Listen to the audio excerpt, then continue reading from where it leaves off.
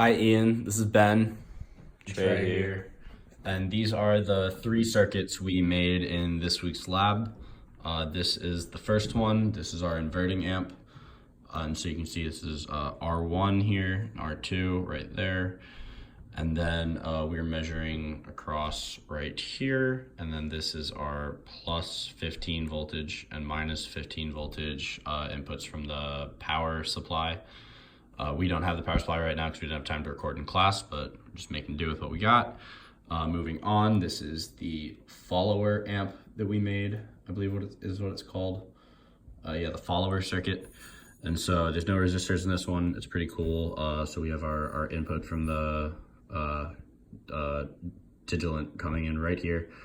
And then the output is coming from this blue wire, but as you can see, it loops back around through the white one and goes back into the minus input of the op amp. So that's pretty fun. Actually, I like this one a lot.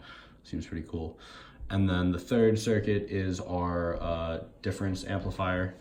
And this one was definitely the hardest. You have the 2,000 resistors right here, and then the 2 bigger ones right here. So it's all lined up right. I just connected this one directly to ground. Probably bad form, I'm sorry, but it was easy.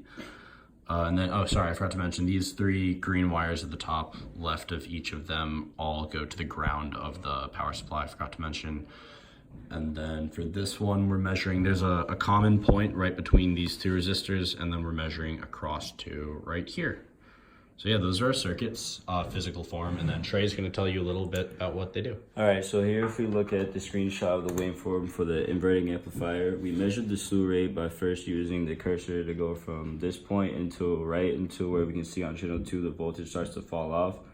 And so basically how you measure slew rate is exactly how it's defined. You do a change in voltage over the given time, and that's exactly what we did. Rise over run. Exactly. Classic. And then to show our sine wave input for the inverting amplifiers, also you see here in channel 1, channel 2, the 2 waveforms are in phase, and the gain is shown by the fact that with these 2 waveforms in phase, we see that channel 2 has a greater amplitude, and that is seen here.